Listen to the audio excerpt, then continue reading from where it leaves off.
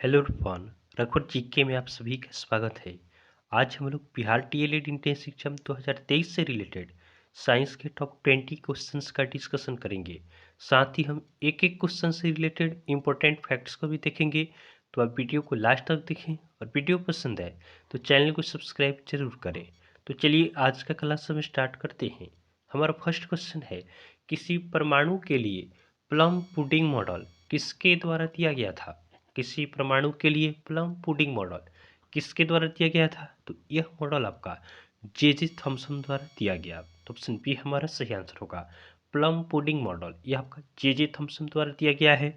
और ध्यान रखेंगे कि जे थॉमसन ने ही इलेक्ट्रॉन की खोज की है। उसके बाद ध्यान रखेंगे कि एक परमाणु के 3 आधारभूत अवयव होते हैं।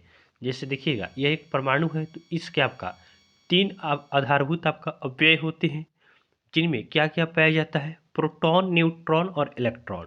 जो आपका प्रोटॉन और न्यूट्रॉन होते हैं वे परमाणु के केंद्र में पाए जाते हैं और इलेक्ट्रॉन इसके सेल में पाया जाता है। ध्यान रखेंगे। नेक्स्ट क्वेश्चन है, द्रव्यमान संख्या किसका योग है? द्रव्यमान संख्या यह किसका योग होता है? तो द्रव्यमान संख्या आपका प्रोटॉन तथा न्यूट्रॉन का योग होता है। द्रव्यमान संख्या जब भी आपसे पूछेगा तो आप प्रोटॉन और न्यूट्रॉन की संख्या को ऐड कर देंगे तो द्रव्यमान संख्या निकल जाएगा। और वही हम परमाणु संख्या की बात करें तो परमाणु संख्या यह आपका प्रोटॉन की संख्या के बराबर होता है। नेक्स्ट क्वेश्चन है, किसी पदार्थ में मुक्त डैश की उपस्थिति उसे विद्युत का सुचालक बनाती है। तो किसके उपस्थिति के कारण कोई भी आपका वायर हो गया या कोई भी पदार्थ हो गया वो आपका सुचालक होता है? तो इलेक्ट्रॉन की उपस्थिति के कारण। तो ऑप्शन बी हमारा सही आंसर होगा। किसी पदार्थ में मुक्त इलेक्ट्रॉन की उपस्थिति उसे विद्युत का सुचालक बनाती है।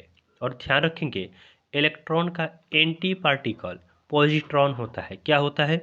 इलेक्ट्रॉन का एंटी पार्टिकल क्या होता है? पॉजिट्रॉन होता है। नेक्स्ट क्वेश्चन है, कार्बन के एक परमाणु में 6 प्रोटॉन होते हैं, इसकी द्रव्यमान संख्या कितनी है? 12 है। तो कार्बन के परमाणु में न्यूट्रॉन की संख्या बताना है। तो अभी हमने क्या देखा है? ऊपर देखा है कि द्रव्यमान संख्या जो आपका होता है वह किसके किसके योग के बराबर होता है? तो ये आपका प्रोटॉन और न्यूट्रॉन के योग के बराबर होता है। द्रव्यमान संख्या ये आपका परमाणु के प्रोटॉन और न्यूट्रॉन की संख्या के बराबर होता है। तो देखिएगा, द्रव्यमान दिया गया है कितना? 12 दिया गया है। उसके बाद देखिएगा, प्रोटॉन की संख्या कितना दिया गया है? 6 दिया गया है। और पूछा क्या जा रहा है? न्यूट्रॉन। तो 6 आके इधर क्या हो जाएगा? माइनस हो जाएगा। तो माइनस हो जाएगा तो 12 में से 6 गया बराबर 6। यही क्या हो जाएगा? न्यूट्रॉन की संख्या हो जाएगा। तो हमारा सही आंसर क्या होगा? ऑप्शन बी हमारा सही आंसर होगा। तो देखिए, अगर आपको कॉन्सेप्ट याद रहता है तो आप एक ही कॉन्सेप्ट पे 2-3 प्रकार के अलग अलग क्वेश्चंस को आप सॉल्व कर सकते हैं। तो ध्यान रखेंगे, द्रव्यमान संख्या ये आपका प्रोटॉन और न्यूट्रॉन की संख्या के बराबर होता है। और केवल परमाणु संख्या पूछेगा तो आपका प्रोटॉन की संख्या के बराबर होता है। तो 2 दिया रहेगा तो तीसरा आप आसानी से निकाल सकते हैं। नेक्स्ट क्वेश्चन को देखते हैं, जब किसी तत्व के परमाणु की एक से ज़्यादा द्रव्यमान संख्या होती है तो उसे क्या कहते हैं? तो किसी तत्व के परमाणु की जब आपका एक से ज़्यादा द्रव्यमान संख्या होता है तो उसे क्या कहा जाता है? तो इससे आपका आइसोटोप कहते हैं। तो ऑप्शन बी हमारा सही आंसर होगा।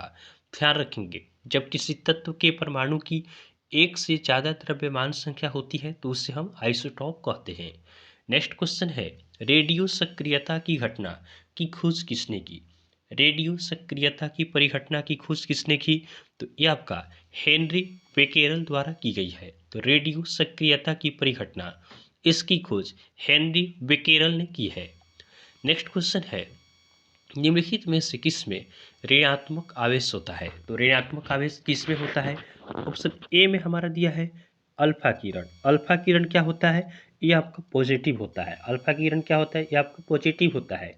ऑप्शन बी है बीटा किरण। बीटा किरण आपका निगेटिव होता है। तो ऑप्शन बी हमारा सही आंसर होगा। इसमें हमें निगेटिव अर्थात ऋणात्मक आवेश वाला बताना था। तो ऋणात्मक आवेश आपका बीटा किरण के पास होता है। ऑप्शन सी है गामा किरण। तो गामा किरण की हम बात करें तो इस पे आपका कोई भी आवेश नहीं होता है, कोई भी आवेश आपका नहीं होता है। और ध्यान रखेंगे, इसी कारण गामा किरणें आपका आवेश रहित और द्रव्यमान रहित किरणें होती है। और ऑप्शन डी में है एक्स किरणें। एक्स किरणें की हम बात करें तो इनके पास आपका कोई आवेश नहीं होता है, यहाँ भी आपका कोई आवेश नहीं होता है। नेक्स्ट क्वेश्चन है, मनुष्य में कुल कितनी हड्डियां है? तो एक वयस्क मनुष्य में आपका 206 हड्डियां होती है। वहीं हम बात करें एक नवजात बालक की, जो आपका नवजात बालक होता है उसमें आपका 300 हड्डियां पाई जाती है। और आपका बाल्यावस्था में, बाल्यावस्था कब कहते हैं? तो आपका 6 से 11 वर्ष की जो अवस्था होती है, इसमें हड्डियों की संख्या बढ़कर आपका 350 हो जाती है। और एक वयस्क में आपका हड्डियों की संख्या कितनी होती है? तो 206 होता है। नेक्स्ट क्वेश्चन है, मानव शरीर की सबसे लंबी हड्डी है। तो मानव शरीर की सबसे लंबी हड्डी क्या है? तो यह आपका फीमर है। ऑप्शन सी हमारा सही आंसर होगा। मानव शरीर की सबसे लंबी हड्डी फीमर है, जो आपका जांघ की हड्डी है।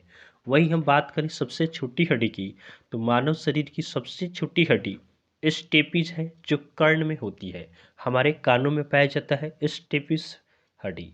नेक्स्ट क्वेश्चन है, सौरमंडल का जन्मदाता किसे कहा जाता है? सौरमंडल का जन्मदाता किसे कहते हैं? तो सौरमंडल का जन्मदाता आपका सूर्य को कहा जाता है। ऑप्शन ए हमारा सही आंसर होगा। सूर्य क्या है? यह सौरमंडल का जन्मदाता है। और ध्यान रखेंगे, सूर्य हमारे सौरमंडल का सबसे बड़ा पिंड है। और सूर्य क्या है? सूर्य एक तारा है।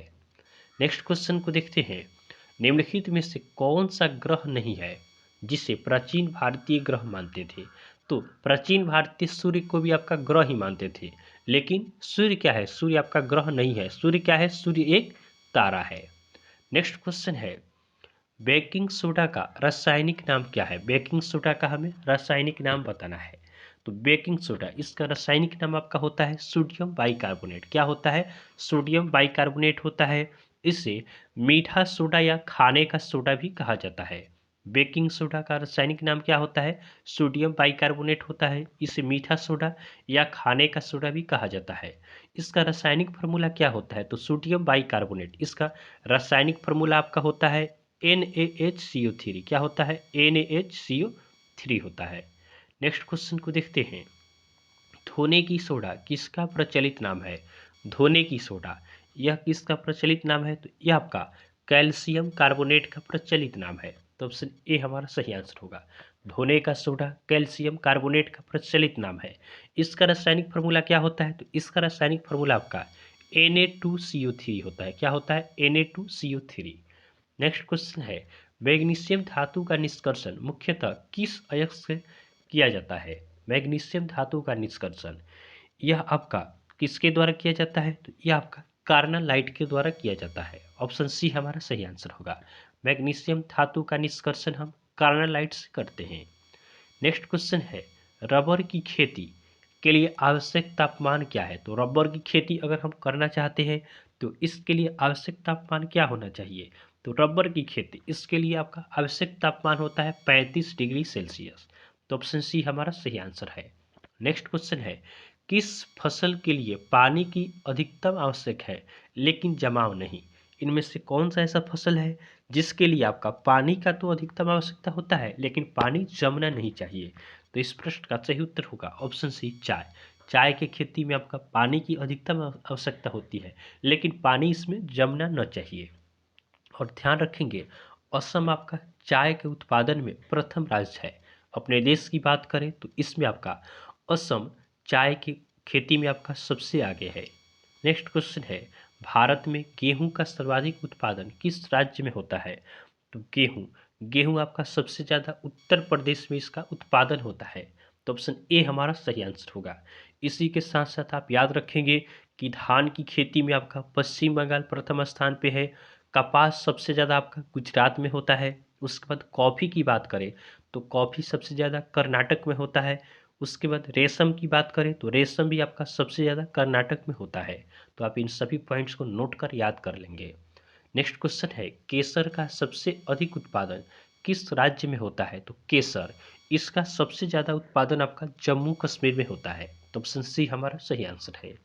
नेक्स्ट क्वेश्चन को देखते हैं, अल्फांसो है। अल्फांसो यह क्या है? तो अल्फांसो यह आपका आम की एक किस्म है। क्या है? आम की एक किस्म है। तो ऑप्शन डी हमारा सही आंसर होगा। अल्फांसो यह एक आम की किस्म है।